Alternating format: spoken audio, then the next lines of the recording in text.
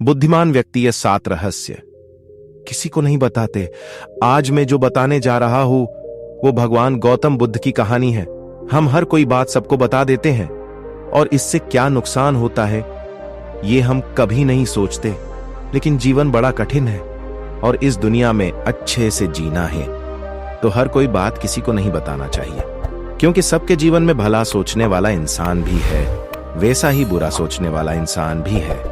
हम सबके घर में कुछ न कुछ जरूरी बातें होती रहती है, जैसे माता पिता से बातें, अपनी पत्नी से बातें, अपने बच्चों से बातें, अपने भाई बहन से बातें, और घर की जो भी बातें होती है वह बात अपने परिवार के बीच ही रहना चाहिए। घर की बात जैसे पैसे की बात, कोई भी सुख दुख की बातें, कोई झगड़े की बातें अपने ही परिवार के अंदर ही रहना चाहिए। अगर ये सब बातें बाहर किसी को पता चलती है तो वह व्यक्ति इसका बड़ा फायदा उठा सकते हैं। इसलिए हमेशा घर की बातें किसी को नहीं बताना चाहिए। कौन कौन सी बातें हैं जो किसी को नहीं बताना चाहिए? एक बात जो लगभग सभी बचपन से सुनते आ रहे हैं कि धीरे बोलो कोई सुन ना ले। ये बात हम सबके कानों में पड़ी होगी और हमारे मुंह से भी निकली होगी। लेकिन सोचने वाली बात यह है कि ये शब्द कब कब हमारे मुंह से निकलता है और कब कब हमारे कानों में पड़ता है, क्योंकि ऐसे काम ही गुप्त राज होते हैं जो हम दूसरों के कानों में पड़ने नहीं देना चाहते। अक्सर परिवार में अशांति का कारण हम खुद ही होती है। हम इस बात को भले ना देख पाए पर यह असल सत्य है। एक समय की बात है, एक नगर में पिंकू नाम का एक लड़का रहता था। वह लड़का बहुत ही गरीब परिवार से था, कुछ पैसा नहीं था। उसको 2 वक्त की दाल रोटी भी बड़ी मुश्किल से नसीब होती थी। वह लड़का किसी काम की तलाश में दिन रात खोज करने के बाद में भी उसे कोई काम नहीं मिल रहा था। फिर वह लड़के ने अपनी पत्नी के सामने अपनी सारी समस्या बता दी। उसने अपनी पत्नी को कहा कि मैं जिस जगह भी काम मांगने के लिए जाता हूं तो हर कोई मुझे यह कहकर काम नहीं देता कि हमारे यहां कोई काम की जगह खाली नहीं है। मैंने बहुत काम ढूंढा फिर भी मुझे कोई काम नहीं मिला। मैं काम की तलाश करते करते थक चुका हूं। मुझे समझ नहीं आ रहा है मैं तुम लोगों का पेट कैसे पालूं, ये परिवार कैसे चलेगा, अपने बच्चों को कैसे बड़ा करूंगा, और ये चिंता उसे दिन रात खाई जा रही है।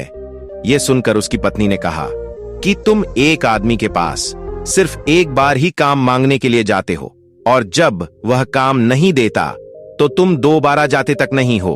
अगर उनसे काम लेना है तो तुम्हें हमदर्दी जतानी होगी, तुम्हें उनसे हमदर्दी हासिल करनी होगी, अपनी गरीबी दिखानी होगी, ताकि वह लोग तुम्हारी मजबूरी देखकर तुम्हें काम पर रख ले। इसलिए शर्म मत करो और उन्हें अपनी मजबूरी बताओ, अपनी गरीबी बताओ, और इसी उपाय से तुम काम पा सकते हो। उसकी पत्नी की बात पिंकू की मस्तिष्क में बैठ गई और अगले दिन वह काम मांगने के लिए उसी सेठ के पास जा पहुंचा जहां पर वह पिछले दिन काम मांगने के लिए गया था। लेकिन इस बार उसने हाथ जोड़कर उस सेठ से प्रार्थना की, उससे विनती की कि मैं बहुत गरीब हूं और मेरा परिवार भूखा है, मेरे 2 छोटे छोटे बच्चे हैं, मुझे काम की बहुत जरूरत है। वो जो कुछ भी पैसा देंगे वह उससे ही संतुष्ट हो जाएगा, पर कृपा करके मुझे अपने यहाँ काम पे रख लो। उसकी ये हालत देखकर उस सेठ ने उसे अपने पास काम पे रख लिया। वह रोज वहां पर काम पर जाने लगा। अंदर ही अंदर वह बहुत खुश था कि उसे काम तो मिला, लेकिन उसे तनख्वाह दूसरे लोगों से कम मिलती थी। वही काम जो दूसरों लोग कर रहे थे उन्हें ज्यादा तनख्वाह मिल रही थी और पिंकू को कम तनख्वाह मिल रही थी। जब इसके बारे में सेठ से कहा तो सेठ ने कहा कि देखो भाई, तुम्हें काम की जरूरत थी और मैंने तुम्हें काम दिया। मेरा धन्यवाद करने की बजाय तुम मुझसे शिकायत कर रहे हो। यह कैसी इंसानियत है? यह सुनकर पिंकू वहीं पर चुप हो गया। बात कहीं ना कहीं सत्य थी। सेठ ने तो उसे मजबूरी के हिसाब से ही उसे काम दिया था और इसलिए वह उसे अपने अनुसार ही वेतन देता था। लेकिन धीरे धीरे ये बात अपने दोस्तों और अपने रिश्तेदारों को भी बताना शुरू कर दी कि उसका सेठ कैसा आदमी है और उसे कितना वेतन देता था। समय बीतता गया और पिंकू पूरी लगन के साथ अपना काम करता था, लेकिन अब परिस्थितियां बदलने लगी थी। सेठ अब पिंकू से दूसरों लोगों से भी ज्यादा काम लेता था और उनसे कम तनख्वाह उन्हें देता था। ये बात पिंकू के मन ही मन में बहुत खटकती थी। वह दूसरों से ज्यादा मेहनत कर रहा है और उनसे कम तनख्वाह पा रहा है। इससे उसको अपने आत्मसम्मान को बहुत चोट पहुंची। अब धीरे धीरे उसका मन अब काम से हटने लगा। उसका मन काम में लगता ही नहीं था। जाहिर सी बात है कि ऐसी जगह किसका मन लगेगा जहां आदमी को अपने आत्मसम्मान के साथ समझौता करना पड़े। इसलिए जल्द ही उसने अपना काम छोड़ दिया और वह घर पर आकर खाली बैठ गया। अब उसके पास घर का खर्चा चलाने के लिए भी पैसा नहीं बचे। इसलिए वह अपने रिश्तेदारों और अपने दोस्तों से सहायता मांगना शुरू कर दी। लेकिन उसके दोस्त और उसके रिश्तेदार उसके सामने तो उसे दया के पात्र समझते थे, उसे दिलासा देते थे, लेकिन उसके पीछे उसका मजाक उड़ाते थे। वह कहते थे, कितना बेवकूफ है, सेठ ने इतना काम लिया और बेचारे को पैसे भी नहीं दिए। अरे हम इसको पैसे दे दे तो ये कल हमारा भी पैसा वापस कर पाएगा। इसकी पैसे देने की हालत है, काम तो इसके पास कुछ भी नहीं, पैसा कहां से लाएगा। और इसकी वजह से पिंकू की हालत दिन ब दिन खराब होती जा रही थी। अब वह दिन रात तनाव में रहने लगा। वही दोस्त, वही रिश्तेदार जो उसका अपने होने का दिखावा करते थे और उसे दया का पात्र समझाते थे, सब लोग आकर उसे ज्ञान तो बहुत देते थे, लेकिन कोई भी उसकी सहायता नहीं करता था। और अक्सर ऐसा ही होता है, ध्यान देने वाले तो बहुत मिल जाते हैं, लेकिन मदद करने वाले, उंगली पकड़कर, हाथ पकड़कर आगे चलने वाले बहुत कम मिलते हैं। एक दिन उसे पता चला कि पड़ोस के गांव में एक बुद्ध भिक्षु आया हुआ है जो बहुत ही ज्ञानी है।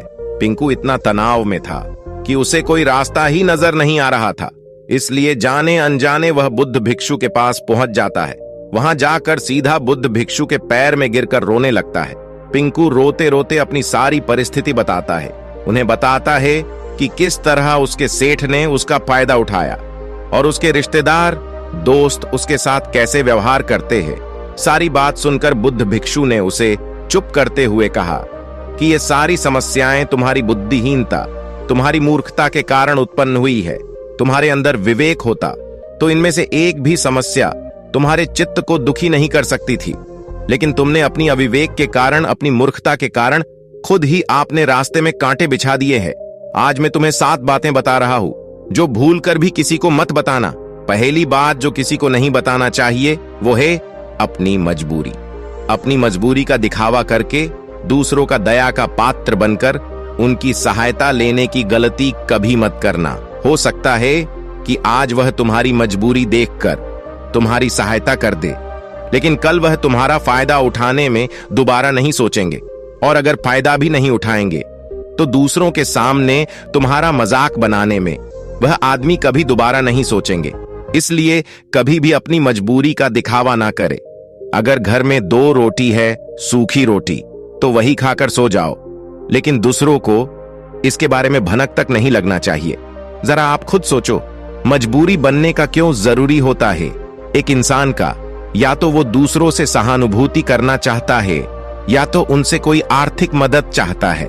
आप देखो तो दूसरा आदमी आपका फायदा उठाने से दोबारा नहीं सोचेगा, और अगर वह फायदा नहीं भी उठाएगा तो अपनी नजर में आपको मूर्ख ही समझेगा, बेवकूफ समझेगा, और दूसरों के सामने आपका मजाक तो जरूर बनाएगा। इसलिए अपनी मजबूरी के बारे में किसी को मत बताना। दूसरी बात जो किसी को भी नहीं बताना चाहिए वो है अपनी अतीत की गलतियां और भविष्य की रणनीतियां। जरा सोचो कि अगर हम अपने अतीत की गलतियां किसी दूसरे को बताते हैं तो उसका क्या प्रभाव होगा। वह गलतियां ठीक तो नहीं की जा सकती, तो उन्हें बताना क्यों जरूरी है? आप अपने अंधेरे पक्ष को खुद दुनिया के सामने बता रहे हो, खुद अपनी गलतियां दूसरों के सामने बता रहे हो। इससे एक आदमी की नजर में एक चरित्र गठित हो जाएगा और वह भविष्य में आपको हमेशा उसी नजरों से देखेगा। इसलिए किसी भी आदमी की नजर में अपने चरित्र गठित मत होने दो, और जरा सोचो कि आप व्यर्थ में ही अपनी भविष्य की रणनीति दूसरों के सामने बता रहे हो। जो लोग आपके काम का हिस्सा ही नहीं है, उनके सामने अपने भविष्य की रणनीति के बारे में ढिंढोरा पीटने का क्या फायदा? वो लोग आपकी सहायता तो नहीं करेंगे, लेकिन आपकी भविष्य की रणनीति में बांधा जरूर बन सकता है। आप खुद अपने विवेक का इस्तेमाल करिए और सोचिए कि आपके साथ भी ऐसा हुआ कि आपने अपनी भविष्य की रणनीतियां किसी को बताई हो और वह रणनीति कभी भी कामयाबी ना हुई हो। जरूर हुआ होगा। जरा गौर से सोचिए, याद आएगा। तीसरी बात जो किसी को भी नहीं बताना चाहिए वो है घर की बातें।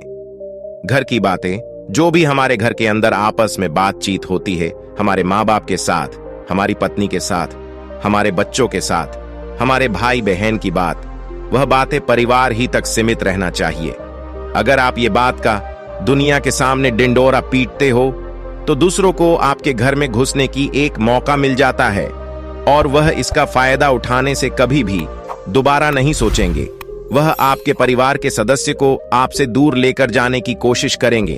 अक्सर ऐसा होता है, हम समाज में देखते हैं कि हम अपने घर की झगड़े को कम करने के लिए उन झगड़ों को अपने पड़ोसी को और दूसरे रिश्तेदारों को बता देते हैं, लेकिन इससे आपको सहायता कभी नहीं मिली होगी, बल्कि आपके घर की लड़ाई झगड़ा और ज्यादा बढ़ गया होगा। इसलिए अपनी घर की बातें और अपनी घर की लड़ाई झगड़ा किसी के सामने मत बताना। अगली बात जो मैं आपको बताने जा रहा हूं, जो किसी को नहीं बताना चाहिए, वह सुनने पर अजीब लग सकता है, लेकिन उसका सत्य भी मैं आपको एक तर्क के माध्यम से दूंगा। मेरा कहना है कि अपनी आमदनी किसी को नहीं बताना। चौथी बात जो किसी को भी नहीं बताना चाहिए वो है अपनी आमदनी।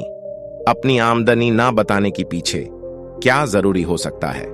जरा सोचिए कि आप अपनी आमदनी अपने दोस्तों को बता देते हैं, तो जब आपको दोस्तों को जरूरत पड़ेगी तो वो सिर्फ आपको ही याद करेंगे, क्योंकि उनको पता है कि आपकी आमदनी ज्यादा अच्छी है, तो आप ही उनकी मदद कर सकते हो और इसलिए ज्यादा लोग आपसे सहायता मांगेंगे।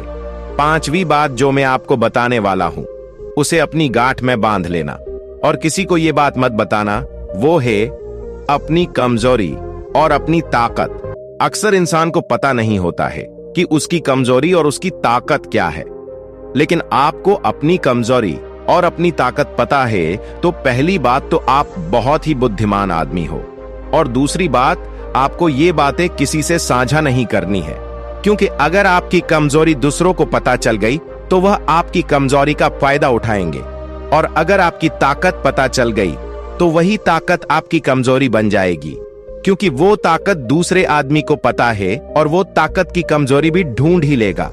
अपनी कमजोरी और अपनी ताकत अपनी पत्नी या अपने पति को भी नहीं बताना चाहिए, क्योंकि इसके बाद आपको घर में हमेशा दब कर रहना पड़ेगा। छठी बात जो किसी को भी नहीं बताना चाहिए वो है अपने मित्र और अपने शत्रु। आप अगर अपने मित्रों के बारे में अगर दूसरे लोगों को बताएंगे तो वह आपके मित्र के साथ अपनी घनिष्ठ बनाकर आपको धोखा दिलवा सकते हैं, आपके गहरे मित्र को आपसे दूर करवाने का प्रयास कर सकते हैं। अक्सर आम आदमी ऐसा नहीं करता, लेकिन आपके दुश्मन ऐसा करने की कोशिश कर सकते हैं, और दूसरी तरफ आपके शत्रु का भी किसी को नहीं पता लगना चाहिए, क्योंकि आज जो आपके मित्र है, अगर कल वह आपका दुश्मन हो गया तो वह आपके दुश्मन के साथ मिलकर आपको परास्त कर सकता है, आपको धोखा दे सकता है। इसलिए अपने सबसे अच्छे दोस्त को भी अपने दुश्मन के बारे में कभी मत बताना। सातवीं और आखिरी बात में जो बताने जा रहा हूं, जो किसी को भी नहीं बताना चाहिए, वो है दान करना। आप जो दान करते हो तो दान के बारे में भी किसी को नहीं बताना, नहीं तो दान करना व्यर्थ हो जाता है, बेकार हो जाता है। जब आप आपके दान का डिंडोरा पीटते हो तो तब आप ये जताना चाह रहे हो कि मैं कितना बड़ा दानी पुरुष हूं, और ये आपके अंदर एक अहंकार निर्मित करेगा। इसीलिए दान गुप्त रूप से किया जाना ही अच्छा होता है और उतना ही फलदायी होता है। जब आपका बायां हाथ दान कर रहा हो तो दाएं हाथ को भी ना पता चले कि बायां हाथ दान कर रहा है। ये 7 बातें जो बुद्ध भिक्षु ने पिंकू को बताई, इनमें संसार के सभी सिद्धांत छुपे हुए हैं। इन बातों का अनुसरण करते हुए आप अपने घर में सुख शांति बना सकते हैं और घर के झगड़े हमेशा के लिए दूर कर सकते हो। आप खुद उन बातों के बारे में सोचो जो हम आपको बता रहे हैं। अगर हम गलत है तो कमेंट करके जरूर बताना। और वीडियो कैसी लगी? अगर अच्छी लगी हो तो वीडियो को एक लाइक कर देना, और अगर आप चैनल पर नए हो तो सब्सक्राइब कर देना। धन्यवाद मेरे प्यारे दोस्तों।